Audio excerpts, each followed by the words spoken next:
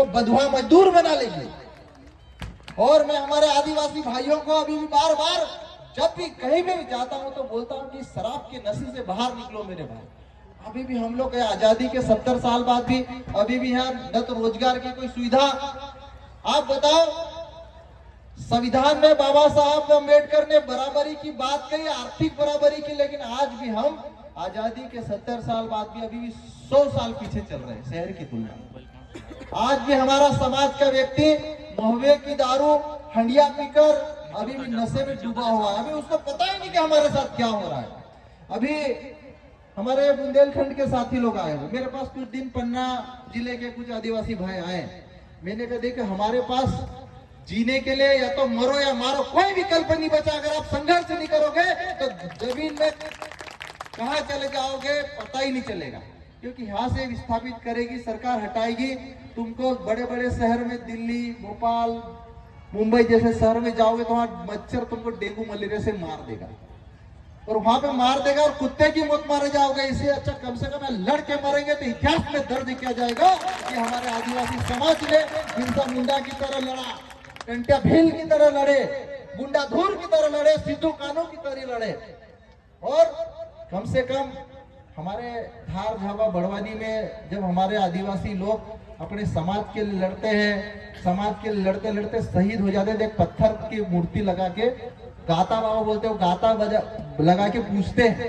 तो कम से कम समाज के लोग समाज के लिए लड़ेंगे, जल जंगल जमीन के लड़ेंगे, उसको बचाने के लिए लड़ेंगे, तो ये आने वाली पीढ़ियां कम से कम पत्थर लगा के तुम्हारे नाम की पूजा तो करेंगे। ये तो आप यहाँ से भगा के जाओगे और उधर मुंबई दिल्ली में जाके मर जाओगे तो वहां पे जमीन भी, मरने के बाद जमीन जलाने और गाड़ने की जमीन भी नहीं मिलती है। अभी भोपाल में हमारे आदिवासी भाई हजारों की संख्या में रहते हैं, लेकिन मर जाता तो उनको जलाने और गाड़ने के लिए जहां उनकी जो परंपरा है, जिस समाज की, जो उधर डिंडोरी का रहने वाला तो डिंडोरी मोटी ले जाना पड़ती है। वहां पे हमारी परंपरा के अनुसार जमीन में गाड़ने के लिए जगह 1 इंच नहीं अवेलेबल है भोपाल जैसी राजधानी, जबकि मध्य प्रदेश में 2 करोड़ आदिवासी रहता है। कितने?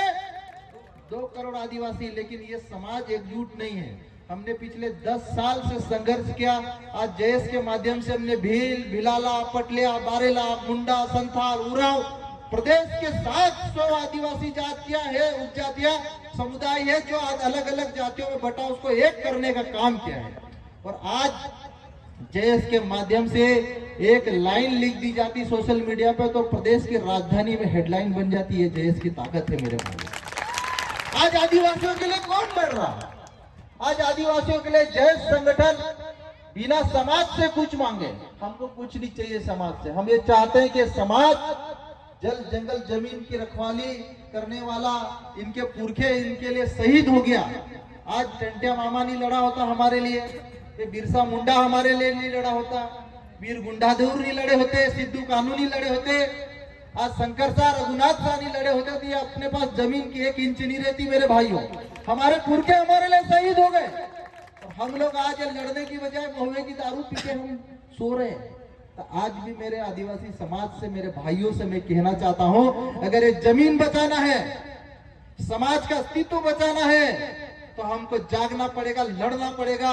चाहे शहीद हो जाएंगे, चाहे मर मिट जाएंगे, लेकिन इस जल जंगल जमीन नहीं छीनने देंगे हम सरकार को। मेरे भाइयों, ये लड़ाई जब तक ये समाज एकजुट नहीं होगा, अभी हम लोग बोर्ड अलग, भील अलग, भिलाले अलग, मुंडा अलग, संथाल अलग, उरांव अलग, इसी में हमारी लड़ाई चल रही है।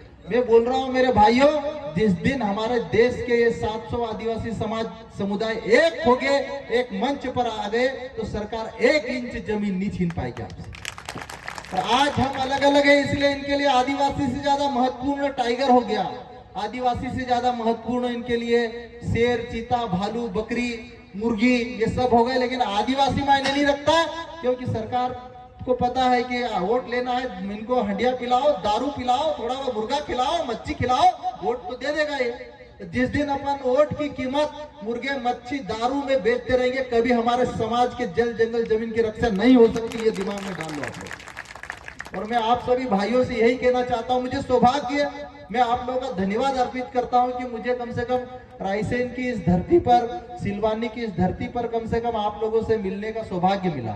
साथियों, आप लोगों को जगाने के लिए, आप लोगों की लड़ाई लड़ने के लिए। और आप लोग, मैंने पिछले कई, जब इस क्षेत्र में मुझे पता चल रहा था कि ये टाइगर पालने के लिए ये अफ्रीका से टाइगर ला रही, कहीं गुजरात से टाइगर ला रही। अभी हमारे मध्य प्रदेश के मुख्यमंत्री ने क्या बयान दिया था मालूम? टाइगर तो बहुत हो गए हमारे पास, अभी कोबरा लाएंगे, हम कोबरा की जरूरत है इनको। अरे भाई, ये आदिवासी समाज कोबरा पालता है, टाइगर पालता है, ये सब कुछ पालने इनके साथ रहने वाला समाज है। लेकिन इस समाज को हटाकर तुम टाइगर रिजर्व ला रहे, ये कहां तक सही है? इस बात को हम लोग को चिंतन मंथन करना होगा।